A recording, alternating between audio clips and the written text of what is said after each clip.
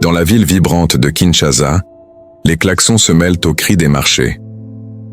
Au milieu de ce chaos, un jeune couple, Sarah et David, marchent main dans la main, une Bible serrée contre leur poitrine. Ils ont juré devant Dieu de consacrer leur vie à prêcher l'Évangile et de sauver les âmes qui errent dans l'ombre. Assis dans leur petite maison faite de briques rouges et de tôle, Sarah dit à David, « Même si personne ne nous écoute, nous devons continuer. Les âmes perdues ont besoin de lumière. » David hoche la tête, mais au fond de lui, il sait que leur chemin sera semé de blessures. Dans une grande avenue animée, Sarah s'avance pour parler de l'amour de Dieu.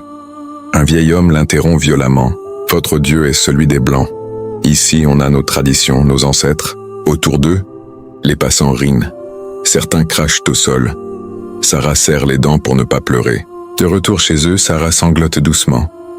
David, la prenant dans ses bras, murmure « Même Jésus a été rejeté. Nous devons porter cette croix avec lui. » La pluie tombe fort sur le toit, comme pour rythmer leur tristesse. Le lendemain, un jeune homme nommé Jonas, ancien délinquant, s'approche timidement. « J'ai entendu vos paroles hier. J'ai ri avec les autres, mais au fond de moi, elles m'ont touché. Pouvez-vous m'en dire plus ?» Un rayon d'espoir traverse les yeux de Sarah. Alors que David prêche un soir près d'un bar, des hommes l'entourent. « Tu veux voler nos traditions avec ton Dieu étranger ?» Il le bouscule, le menace de mort s'il continue. David rentre blessé, mais son regard reste ferme. Certains voisins accusent le couple d'apporter une mauvaise doctrine. Ils sont rejetés, insultés, isolés. Même des proches leur ferment la porte. Sarah se demande « Seigneur, jusqu'où irons-nous pour toi ?» Un jour, Jonas tombe gravement malade. Les médecins l'abandonnent. Sarah et David prient toute la nuit auprès de lui.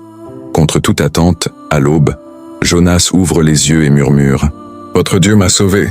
La guérison de Jonas se répand dans le quartier.